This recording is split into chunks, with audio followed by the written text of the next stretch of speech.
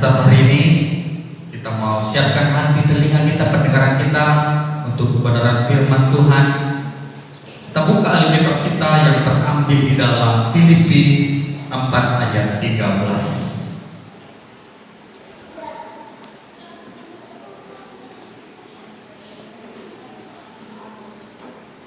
Filipi 4 ayat yang ke-13. Yang sudah menemukan boleh katakan amin. Yang sudah menemukan boleh bangkit berdiri. Bahkan jemaat Tuhan yang lain juga bangkit berdiri untuk menghormati kebenaran firman Tuhan. Kita bersama-sama membaca firman Tuhan ini. Filipi 4 ayat yang ke-13. Hitungan ketiga, 2, 3, ya. Segala perkara dapat kutanggung di dalam Dia yang memberi kekuatan kepadaku. Sekali lagi, segala perkara dapat kutanggung di dalam Dia yang memberi kekuatan kepadaku. Puji nama Tuhan. Silakan duduk Bapak Ibu yang dikasih Tuhan. Biarlah kasih Tuhan ada bagi hidup kita. Dan saya ambil tema ini, saya garis bawahi di dalam. Segala perkara dapat kutanggung di dalam Dia yang memberi kekuatan kepadamu. Kenapa di dalam Dia? Bapak Ibu yang dikasih Tuhan, kebenaran firman Tuhan saat hari ini saya mengambil tema hanya di dalam Yesus. Hanya di dalam Yesus.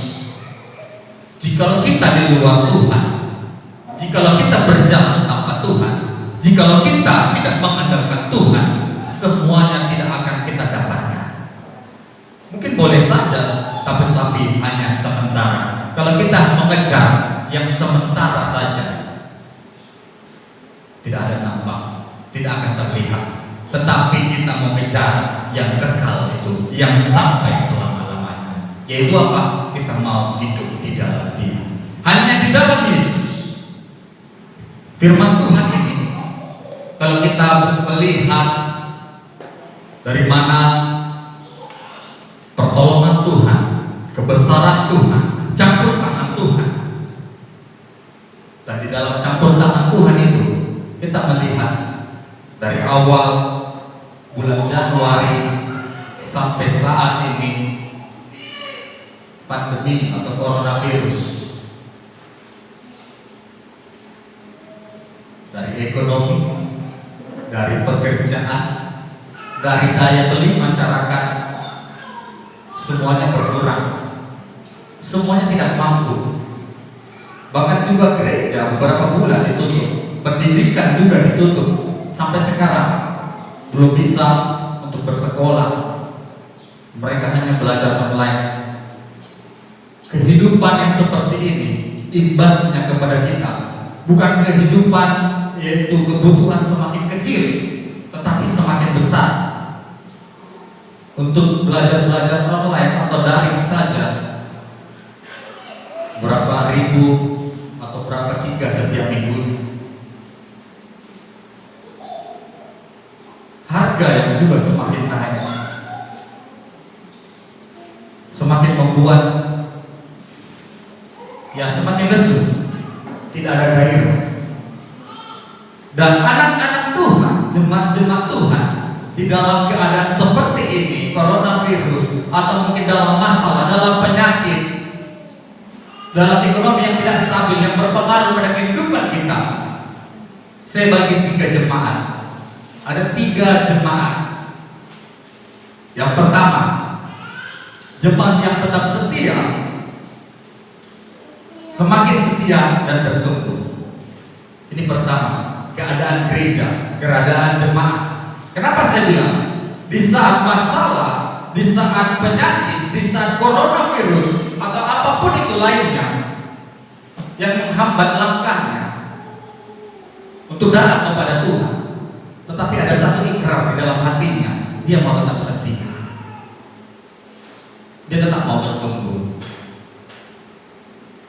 Terlihat dari ibadahnya, terlihat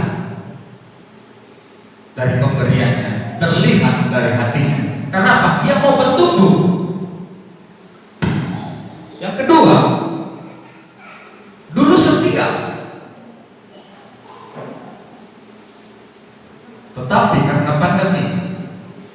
atau persoalan lainnya bisa berubah setia.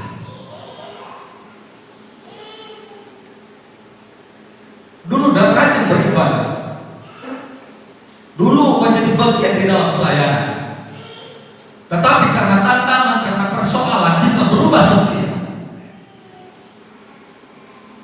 Dan yang ketiga, yang dahulu tidak pernah terlihat di dalam ibadah dan akhirnya meninggalkan Tuhan. Masalah-masalah ini adalah dampak yang dialami dari gereja Tuhan saat ini. Bapak Ibu yang dikasih Tuhan, persoalan-persoalan seperti ini karena apa? Tidak bertahan di dalam Tuhan, di dalam Yesus. Firman Tuhan tegaskan, segala perkara dapat bertanggung di dalam Dia. Berarti di dalam Dia, di luar Dia kita tidak mampu, kita tidak bisa. Di dalam Yohanes 15 ayat 7, saya akan baca.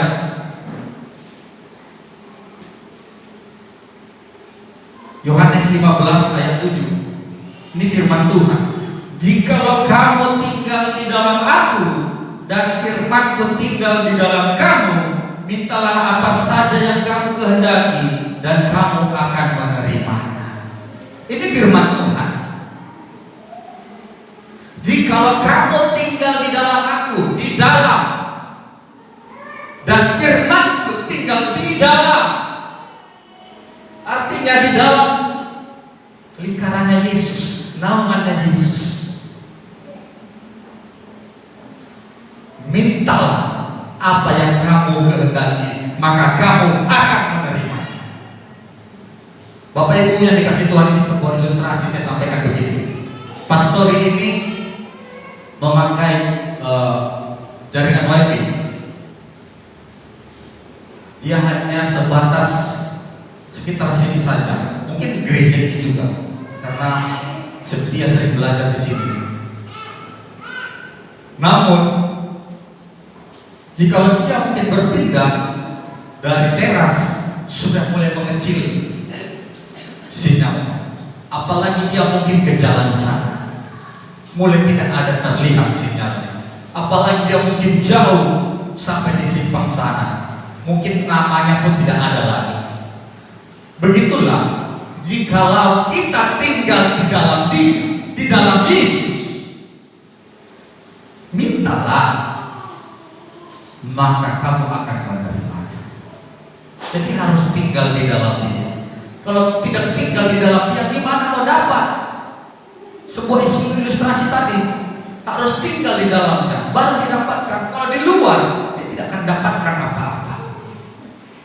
Firman Tuhan ini menegaskan bagi kita, di dalam situasi, dalam persoalan, dalam masalah apapun, kita harus di dalam Dia. Jangan ada yang coba lari daripada Tuhan. Jangan ada yang coba lari meninggalkan Tuhan. Jangan ada yang coba berlari, tidak mau berdoa, tidak mau beribadah, tidak mau di dalam persekutuan. Firman Tuhan tegaskan, di dalam Dia. Di luar Dia tidak dapat berbuat apa-apa. Bapak Ibu yang dikasih Tuhan, dari ilustrasi tadi di dalam Dia, dan akhirnya kita dapatkan, kita mau lihat, kita mau belajar dari kisah Zakheus. Zakheus, anak-anak sekolah minggu, mungkin kita yang masih dulu waktu masih muda, masih kecil. Zakheus, orang pendek, kecil, betulian, dia baca pohon ara sambil melihat Yesus. Siapa sih Zakheus itu? Kita lihat Zakheus, Lukas 19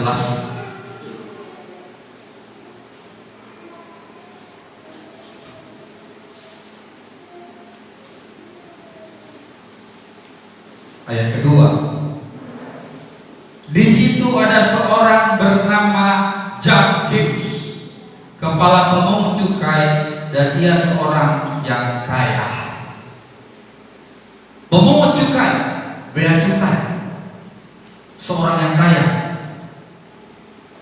Pemungut cukai itu memberikan pajak, mungkin menagih uang, menarik uang yang harusnya jumlahnya sekian, ditambahkannya untuk menjadi kepentingannya, untuk income pribadinya. Dia menjadi seorang yang kaya, diperas, dirampas. Dia belum mengenal Tuhan, toh perbuatannya masih jauh daripada Tuhan.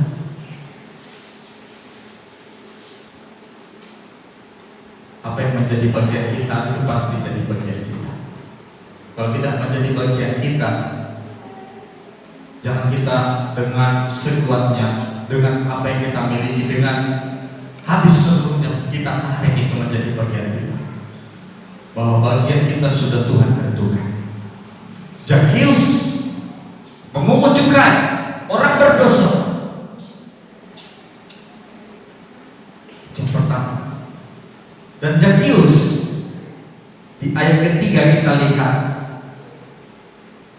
ia berusaha untuk melihat orang apakah Yesus itu, tetapi ia tidak berhasil karena orang banyak, sebab badannya pendek.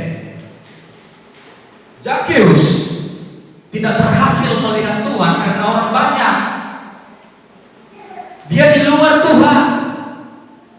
Dia tidak di dalam lingkaran itu. Tetapi dia ingin melihat Tuhan. Tertutup orang banyak, mungkin diganjal, sepertinya kita tidak dapat melihat, sepertinya kita tidak bisa sampai ke tempat itu. Apalagi dikatakan badannya pendek. Kalau pendek, mana mungkin bisa nampak terlihat. Tetapi di situ ada kalimat dikatakan ia berusaha. Awal ayat 3, ia berusaha. Artinya apa? Keadaannya, hatinya, bahkan persoalannya yang mungkin seakan-akan menutupi langkahnya, tetapi Zakheus berusaha. Harus ada usaha kita. Kita tidak bisa hanya tinggal diam lalu menerimanya. Kita tidak bisa, oh nanti Tuhan turunkan begini langsung jatuh dari langit. Tidak. Semua harus usaha. Zakheus tidak melihat Yesus, tidak dapat melihat Yesus. Orang banyak dan badannya pendek. Dia berusaha. Dia naik ke atas pohon.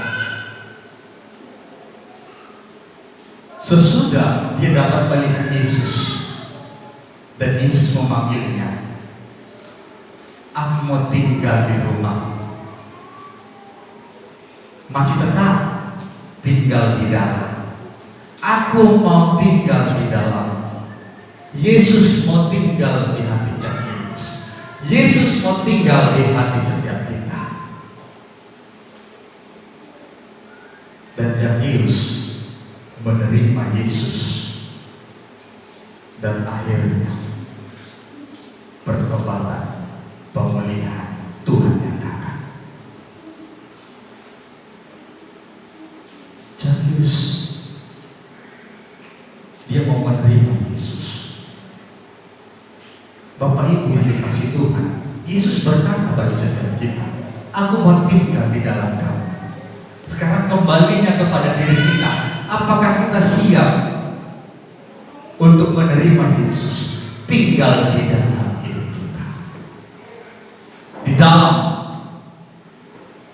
bukan di luar, tetapi di dalam. Jadi dikendalikan, diarahkan di dalam naungannya Tuhan.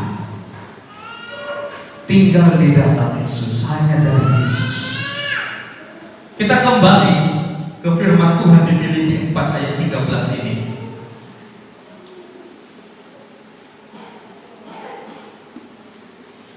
Filipi 4 ayat ke-13. Segala perkara dapat kutanggung di dalam Dia yang memberi kekuatan kepadaku. Firman Tuhan ini saya bagi menjadi 4 bagian. Yang pertama, segala. Yang kedua, kutanggung. Ketiga, di dalam Dia kapan memberi kekuatan. Dari penggalan-penggalan kata-kata ini, ayat firman ini, kita dapat melihat. Pertama, segala. Kalau kita lihat dari kebenaran firman Tuhan ini, bagaimana Paulus di ayat sebelumnya saya akan baca. Aku tahu apa itu kekurangan dan aku tahu apa itu kelimpahan. Dalam segala hal dan dalam segala perkara tidak ada sesuatu yang merupakan rahasia bagiku, baik dalam kenyang maupun dalam kelaparan, baik dalam kelimpahan maupun dalam kekurangan. Segala artinya semuanya, tidak ada yang terkecuali. Segala artinya seluruhnya. Dari Paulus ini, dalam kekurangan, dalam kelimpahan, dalam kelaparan, semuanya dia sudah ada. Artinya segala ini mempunyai arti, bukan hanya di dalam sukacita ada Tuhan, bukan hanya di dalam kesenangan ada Tuhan, tetapi dalam persoalan pun ada Tuhan. Kita harus aminkan itu ada Tuhan. Sebab apa kata firman Tuhan?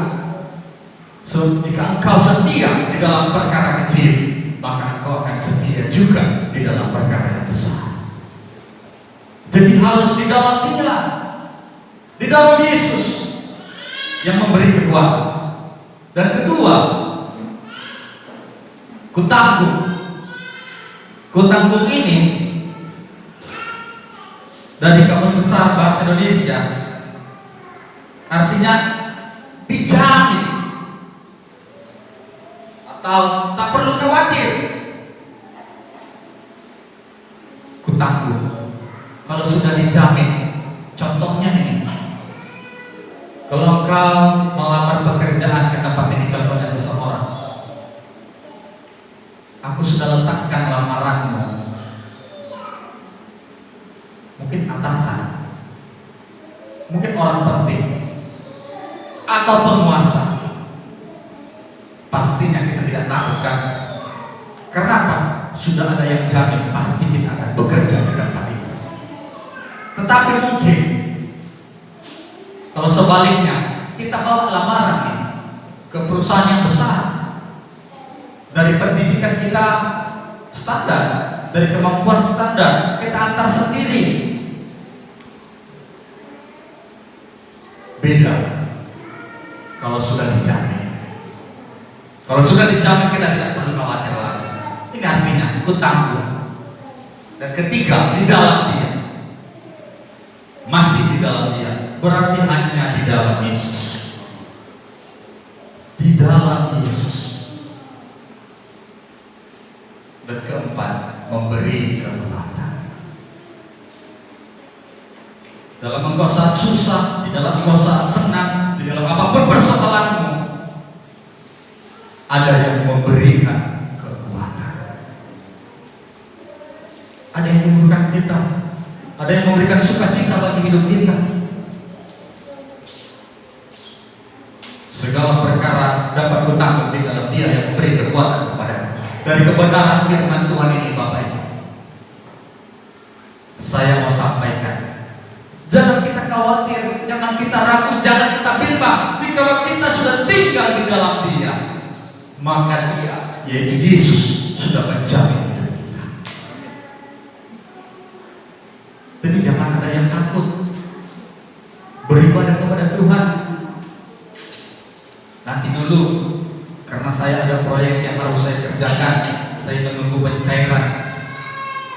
Gimana kita bertinggal di dalam Dia? Ini ibadah kita sudah siapkan. Mungkin malamnya kita malah molor, besok kan tidak kerja, beribadah jam 10, bisa bangun pagi. Tetapi nyatanya molor, bangun jam 11, lupa, ibadah. Bagaimana lagi kita mau tinggal di dalam Dia? Firman Tuhan tegaskan bagi kita harus tinggal di dalam Dia. Hanya di dalam Yesuslah kita dapatkan segala sesuatu. Di luar daripada itu, jika kau berusaha daripada Tuhan, karena persoalanmu, karena masalahmu yang belum dijawab, belum terselesaikan, karena tantangan yang begitu besar, kau mencoba rileks, lari daripada Tuhan. Mungkin dengan minuman keras, mungkin dengan rokok, katanya represi. Itu tidak akan bisa. Itu tidak akan mampu. Hanya sementara. Kita mau yang kekal, kita mau yang selamanya, kita mau yang tetap, tidak berubah. Yaitu apa? Tinggal di dalam Dia. Kita harus tinggal di dalam Dia sehingga kita mendapatkannya. Amin. Amin. Siapa mau tinggal di dalam Dia pasti menerima. Harus tinggal di dalam Dia, maka kita dapatkan yang menjadi bagian kita bagi kemuliaan nama Tuhan. Ini saja firman Tuhan hari ini. Haleluya. Biarlah kiranya firman Tuhan ini membawa hidup kita untuk kita tinggal di dalam Yesus. Hanya di dalam Yesus.